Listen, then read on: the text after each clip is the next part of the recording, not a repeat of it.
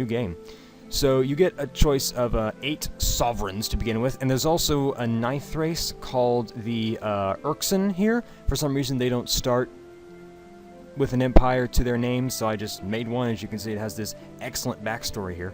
However, I won't be playing as them. I'll be playing as Warlord Verga, who is of the Trogs. Yes, in the game there are several different races. You have the humans here, the men. They're just dudes. Then you have the Wraiths, which are men that have been enchanted, control, whatever, by this lady here, Oracle Syriza, the fallen Enchantress of the name of the game. And then we have the Tarth, which are strange. +3 attack and initiative in an army of 3 or smaller. I'll explain what initiative and attack are and stuff later. Yeah, this game has a lot of unit cards. Very kind of D&D-esque. A little bit, kind of, not really. And then you have the Cracks, which are humans with a ridiculous amount of hit points and defense bonuses, and they can fortify tiles, which makes them friggin' indestructible. So fighting the Cracks is a pain in the butt. It takes forever. Then you have the Quendar, or the Kendar. I'm not really sure to pronounce that. These guys are little fart balls that like to shoot fireballs at you, and they considering they are fart balls, you think they light on fire, but no, they don't. And this is very unfortunate. However, they are very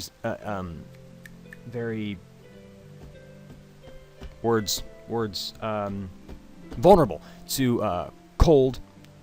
However, who uses cold magic? I mean, really, how boring are you? She does, Oracle Syriza, but she sucks. Emperor Caravox of the... Lord Mark and Emperor Caravox of the Cracks.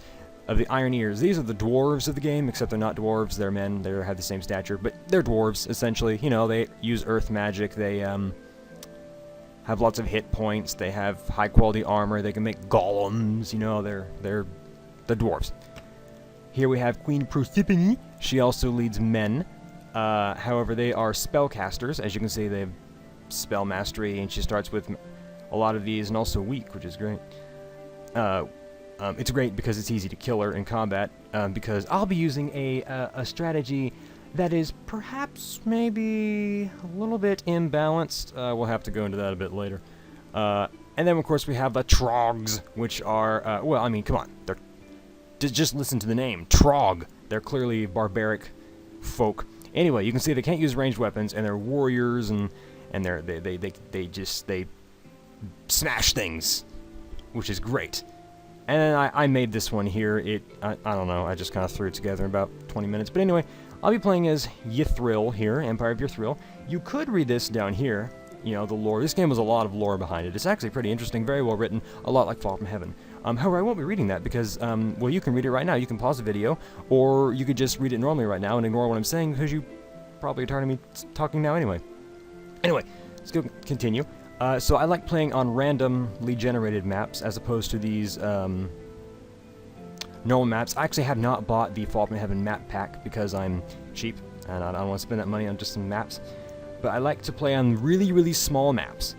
And I like to have desert because in this game, you can only build cities in certain little areas. You can't just plop a city down anywhere. Which I like, which means that the cities are much more valuable, and once a city's there, it's there.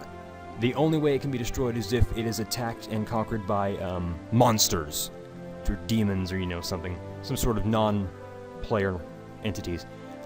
Wildlands are areas controlled by monsters, monster spawners. I like having tons of those all over the place. It's because it makes the game a lot more fun. It also reduces the kind of the land grab at the beginning of the game, which I always hate. I want you to have to fight tooth and nail for every piece of land. So, you know, having giant spiders control half the map right at the start helps that, I think. Champion frequency, none. Champions are these hero units that you know, they are the RPG aspect of the game. That you find them around the map, you hire them, and they, you know, different champions have different abilities. Some cast spells, some are warriors, some are archers. and you can give them equipment and upgrade them and level them up and you know, do RPG things. But it's tedious, I think, to manage all of them, and also, again, there tends to be a land grab and a champion grab right at the beginning of the game. So if you're a bit slow, or if you start where I started in one game, in a little peninsula connected to the main continent with an isthmus that had an Ashwake dragon on it. Ashwake dragons are giant 900 hit point monstrosities that you can't kill until you have almost like level 40 heroes. Okay, that's a bit of an exaggeration, but they're extremely powerful. And so I was just stuck on this resourceless little peninsula, and I couldn't do anything. So I had to just sit there and explore none of the world until, you know, 500 turns in, and then I finally killed the dragon, and I saw that the world had been completely taken over by everyone else. There were no champions for me. There were no other cities for me to have. I just had my one little stupid city, and that was it. That was not a fun game. But anyway, those are champions. I will not be having those because I like having, because you start with your sovereign, who is just one champion. I like having just one because, you know, it's a champion, right? You can't have like 10 champions. That I think that defeats the purpose of a champion. Anyway, a champion is someone who fights for someone else in the honor of someone else. A quest frequency, a few quests randomly spawn around the map, and they're generally like, you know, kill 10 rats, or what's it, bring me 10 bear asses, or whatever the case may be. Okay, the quests are actually sometimes a bit more interesting, like, you know, go kill this dragon, bring me its eye, and then insert this gem into a skull of a dead troll, and you'll resurrect a demon who you can control for 10 turns. Oops, I just smacked my microphone. Just a moment. Let me fix that. Ooh, I bet that sounds great. Okay, anyway, I won't be having those quests, because they generally, whoever explores the most will, gobble up all the quests because they don't respawn. So you'll get all the items and money from doing those quests, and then if you're a bit slow or have a bad start like me, you just kind of get screwed. Difficulty challenging, because this game is kind of ridiculously easy, at least with the strategy I'll be using, which again I will explain later, and is perhaps not the most balanced thing in the world. Monster frequency, dense. Like I said, I like monsters everywhere. Pacing is epic. That means slow, because normally technology progress is way too fast and the game just zips along, and I don't like that. I want to... This is the problem I have with Civilization 4, that I'd make an army of swordsmen and then march it across the continent to go attack somebody, and by the time it got to its destination, the technology was obsolete. I just think that's dumb. It kind of defeats the purpose of it. So I'm going to have a slower game. Slower. This is actually the slowest speed I can pick, and even then it's still kind of fast, but whatever. Magic strength, sparse. I don't like magic in the game, which is humorous considering, you know, the game is kind of really heavily focused around the use of magic. I don't like magic. I won't be using it much. I just kind of suck at using it, which is why I don't like to have much of it, because I don't know how to fight it and I don't know how to use it. Resource frequency sparse, because normally there are resources everywhere. I want you to have to fight for, you know, your iron to produce your armor, or horses to produce your very, very balanced units.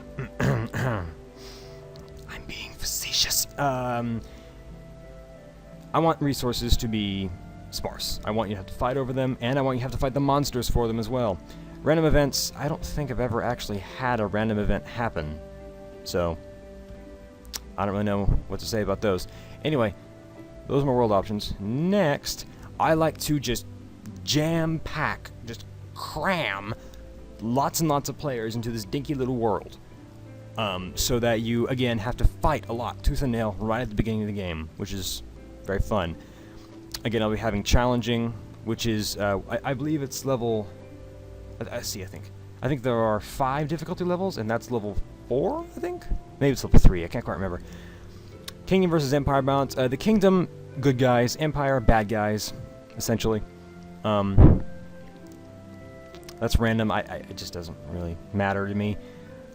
Surrender threshold. Yeah, if you just stomp somebody into the dirt, that person will probably just surrender. It's kind of pointless to have to force you to kill all their units and find all their cities and destroy them. It's sort of tedious, and so eventually they'll just be like, oh, nope, sorry, they won't be like, they will say. I should say that, because that's much more grammatically correct and sounds a lot less stupid. They'll say, we submit, we're going to abandon all our cities, and I guess I'll commit seppuku or something. I don't know, but they just vanish off the face of Elemental, which is the name of the planet. And then they're gone. And the victory conditions are right here. They're pretty self-explanatory. Conquest is what I'm going for. Ooh, I ended a sentence with a preposition. I'm sorry.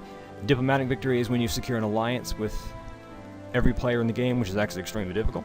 The Master Quest is a quest that spawns on every world. Even if you have a quest turned off, it still spawns. And it's basically like the final boss. You know, it involves a series of quests leading up to a big giant boss fight.